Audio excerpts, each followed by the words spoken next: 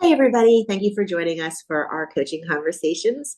Today we have Cody, who is the CEO of Periodic Vending Solutions. Kelly, welcome, and thank you so much for making the time to connect with us today and to be interviewed and to share your experiences. Yeah, thank you for having me. I'm so excited. It'll be good. Cool. Well, tell us about the mission and the vision of the company and why you feel so passionately about the topic and what the topic is. Yeah. So periodic vending solutions, essentially we update period product vending machines that are in restrooms. And our main mission is to make period products as accessible as possible. I guess to kind of give everyone a good idea of the landscape, because not everyone's very intimately familiar with period product dispensers, but I'm sure you are, Kate. Yes. There was a time. I no longer have such need, but yes. So the classic example of kind of how I got into this space is I was working in my bio lab late at night in grad school, and I got my period unexpectedly. And this building I was in, it was in this brand new fancy lab building that had endless resources, everything shiny and new. And I go into the restroom, and there's these really outdated period product dispensers, and they require coins. They're almost always empty. They have the worst products available. It's just not a good experience. Anyway, at the time, I did not have a quarter. So I did what a lot of us classically do, which is I went into the stall, grabbed a bunch of toilet paper and stuffed it very, beautifully into my pants and tried to go at it. And as I was walking out of the bathroom, I saw all these fancy vending machines that had like chocolate bars that you could just swipe your debit card and have access to, which was like shocking to me. And the juxtaposition really had me start thinking and researching into the concept of period poverty, which is essentially people not having access to the period products they need. And there's just so many layers to it, and it's just very interesting. Anyway, that's kind of what started the mission, however long ago. Okay. And how is your company and your products different from, like, for example, what is already out there? Do you find that people are interested in this type of product? I mean, Yes. I would be. Yeah, so there a large part of the landscape right now is the legislative landscape, where there's a lot of legislation being passed that requires different public spaces to have period products for free. So the concept is free vend. And they're mandated by law. They're either given a certain amount of funding in the budget, or they're just required to give it on their own. And usually this is like universities or libraries, government spaces, offices of certain sizes, so on and so forth. So a large component of it is compliance, which makes a lot of the dispensers that I just described, which are coin operated, are just out of compliance. People can't, there's not really a reason to have them available. There are a few free vend dispensers available, but there's not a lot of them are fabulous, and they've made a good headway into the space. I love seeing other creators in the space, but there are a lot of things we don't personally like about how the dispenser market is. Particularly, there's a very high barrier to entry for a lot of smaller period care brands. So Okay. what a large part of our Can you company, tell us what you mean by that? yeah, so it's very expensive to manufacture a dispenser. There's a lot of like logistical components that make it hard for period care companies to enter the B2B space. Mhm. So what we're doing right now, a large part of our business is working with various period care brands to help them manufacture their own dispensers. Wow. Okay. So how do you manage that? I mean, in terms of from the legislative standpoint, and like what are some examples of places that would need to be in compliance Mhm. legally? That, like, are we talking about college universities? Are we talking about private companies, public companies, government Mhm. agencies? Yeah, so it really differs from state to state, state-based legislation. So, depending on the state you're in, it could be all public schools are required. It could be all public schools up to the university level. It could be all public schools from middle school and beyond. It could be all Mhm. library spaces. And some of the it's very, very tricky actually to track all the legislation. because it can even get down to a county level where a county will pass a specific, like more niche piece of legislation requiring more products be available than what the state is requiring and things like that. So it's very like nitty gritty and difficult to track, and it really just depends where the space is. But I would say if I had to sum it all up in a nutshell, mostly it's public universities and public high schools and middle schools that are requiring this legislation. Gotcha. And so this is a new, I mean, because your degree, right, your degrees are in biology and biotechnology, and then you did the debate thing, which is very cool. And then now you're transferring into this entrepreneurship space. How did that come to be? I mean, I know that with the incident that you described, but I mean, how did it kind of translate, and what are some of the challenges that you're having in terms of moving into that space? Yeah, so I feel like all of the experiences I've had and all of my background, almost everything has like transposable skills. So I was involved in the debate community. I guess I'll give everyone a little bit of background since Yeah, that would be yeah. helpful. Yeah. So when I was in high school, I was really into debate, policy debate, and I was on the debate team. And when I went to college, I majored in biology and then went on to get my master's in biotechnology. And then during that time, I continued coaching debate. And for a brief while after I graduated, I worked both in industry and then in the biotech industry, pharmaceutical consulting industry. And then I went on to work for a nonprofit debate league for a little bit. So it kind of sounds mismatched, but to me, my debate skills really encouraged me to explore the sciences because there were a lot of niche topics that um, were related to science, but like you could have an argument about global warming within the debatosphere and things like that. So it really fueled my interest in the sciences. And Okay. then as I kind of developed my scientific skills, I think what really became emphasized to me is I was in a lot of male dominated spaces. So debate's very male dominated and the sciences are very male dominated. And I was on the rugby team, which is also male dominated. And so Yeah, I feel like I, yeah, that'll do it. that'll do it. But I think that I'm being a little bit disjointed here, but what's kind of was really emphasized to me through these journeys and all these different experiences was the disadvantage I was at compared to my male counterparts.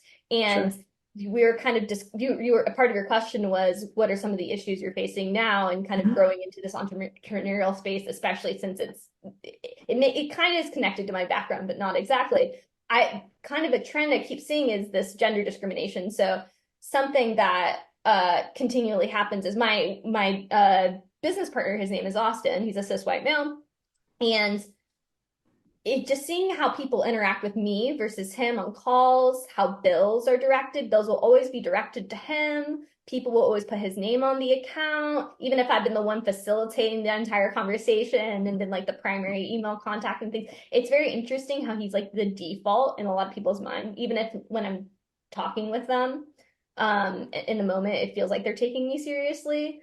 And I think I was actually watching the other day a pitch competition with one of the founders of Red Drop, who's another period care brand, and they specialize in like up tweens and up and comers in the period care space, new adopters. But I think they described it really well. When you're right now, I'm going through a round of fundraising, which is Mhm. always challenging, but it's kind of trying to sit on the line between being taken seriously and not overselling what we're doing Mhm.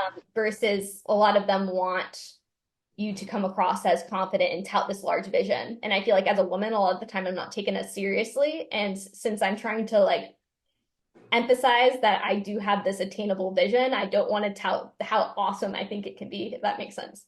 Anyway, that was very rambly, but I think I got the point across. Oh, well, no, no, no. I mean, I personally didn't find it rambling at all. And I think what you're speaking to is something that a lot of people experience, and then I think as women, we know it's there, right? We know that there's this but then when you're experiencing it front and center, it's really there. And it becomes, you just become more aware of some of even the more subtle things, like an email being addressed to a male business partner. Hmm. Well, and Kelly, I mean, you're also a younger woman too, right? Yeah. Hmm. So I mean, do you think that that has anything to do with it as well? Just in Um, addition to? I do think it has something to do with it. It's interesting because Austin and I are about the same age too. So I think that where my age is emphasized a lot more is in spaces with other women. Mhm. Um, so, I've had calls and different experiences where women won't take me as seriously, which is kind of weird. Um, It's, yeah, yes, weird. you would think that, I mean, of course, there are lots of fabulous women who do take me seriously and are wonderful mentors and supportive, but there have been moments where I'm like, is this actually happening? I guess a good example I have is one time I was on this like networking call for like founders in the period care space, and someone made a comment about me instead of drinking coffee, drinking Kool-Aid because I was like so young or something. It was really weird. But I just don't know why it's Were relevant. you implying, were they implying that you should have a sippy cup? Like what? Basically. Okay. Yeah, that was a little odd. That was Yeah, it's weird, but I try not to let it bother me too much. And like I said, I do have several fabulous mentors and great community and things like that. So it's a that, challenging and annoying, but well, and that's what that was going to be my next question, right? Because part of what we do at Breaking Forward Coaching is what we offer professional coaching services to a whole host of people in different industries, from from leaders to CEOs to management to small teams. We do it individually and we do it within company wise. And a lot of times I'll describe coaching as sort of like a blend of counsel, a blend of mentorship, a blend of guidance. So that was going to be my next question. I mean, you have mentors and you've had a lot of support from a lot of different people. If breaking forward coaching, for example, not selling ourselves per se, right? But like, could you, when we talk about coaching and professional coaching, especially as it relates to the intricacies of starting a business, running a business, maintaining a business, balancing life and business, making it successful, and kind of just really navigating some of the blind spots. Do you personally feel that professional coaching could be useful, or how do you think it could have benefited you had you been aware maybe of this type of service? yeah, I do think it would have definitely been useful and still might be useful to me as I go through my journey. But I think having someone there who can tailor the support to you Mm-hmm. would be really helpful. And I think having like resources that are consolidated would also be helpful as opposed to like having to go out yourself and kind of cultivate these communities and find a specific person that you feel like might align, things like that. Going out to see people who do it professionally, like fabulous and very helpful. And also and since this is your webinar, I can brag about you, and you're You can. fabulous, and I'm sure Well, your services are also fabulous. So well, thank you, thank you, thank you. So now, what is next for you with your new company? So you said that you're looking for, in the process of getting new rounds of funding. Who would be your like? Who would? How can I help you? Is basically what I'm asking. Or I mean, in terms of what does that look like for you? yeah, so right now we still, not to be intentionally occlusive, but to be intentionally occlusive, we are doing some exciting things behind the scenes, but we're about to be a little bit more public about some of that. But we need to finish this round of fundraising before I can tell anything too crazy. But we're solidifying some very exciting things, and you should be seeing periodic around soon. Nice.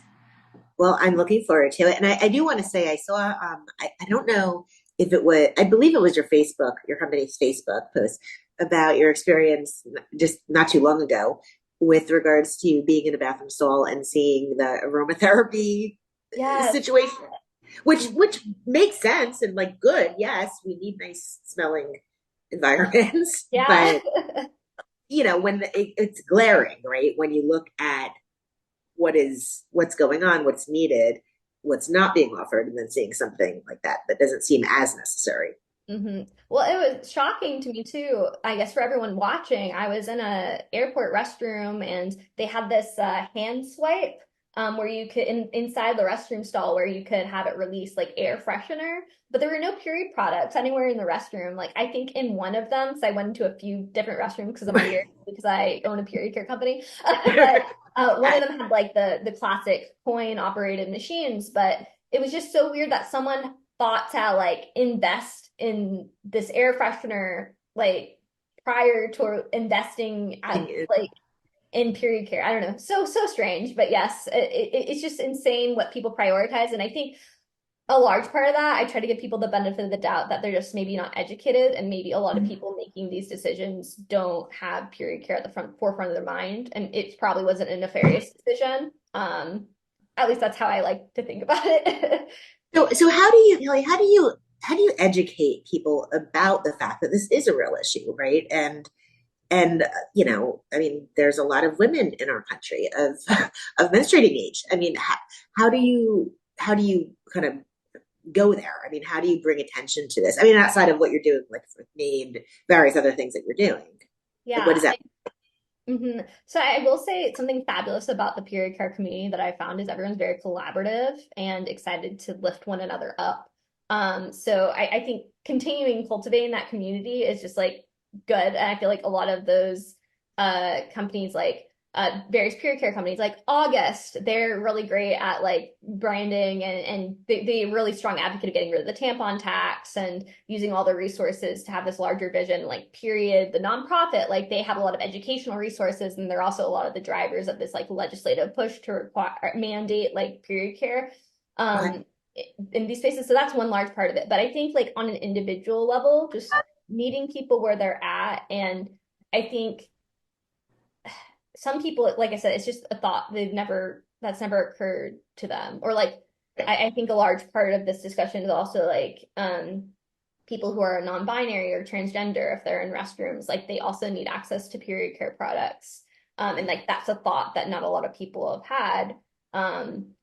And I think too, there's kind of this, to me, there's two like subsets within period poverty. There's like general people being out and about and just not having access to period care, but like being able to afford it theoretically. Mhm. But then there's also people who like literally could not afford or just do not have the access, like could not physically go to a store, who could not access, and that's like another aspect of period poverty. So I feel Right. like in the US, it's usually probably more of the former, not to speak for others, but like in different countries, like it could look very different. So I think it depends on the context too, and what you're talking about, people, where you want to focus the education. Gotcha.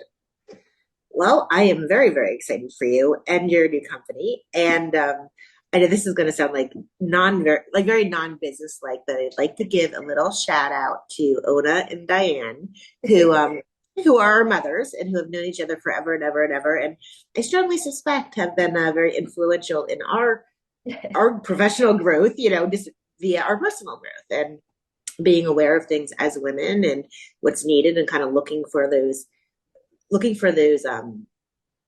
areas of need, right? And kind of trying to fill those in. So I'm hi mom, hi Kelly's mom. And Kelly, Hi, seriously, thank people. you. Thank you so much for your time today. I greatly appreciate it.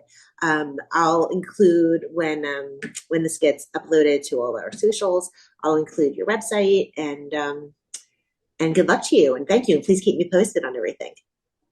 Yeah, fabulous. Thank you so much for having me. This was wonderful. Thank you. Have a good one. You too. Bye bye.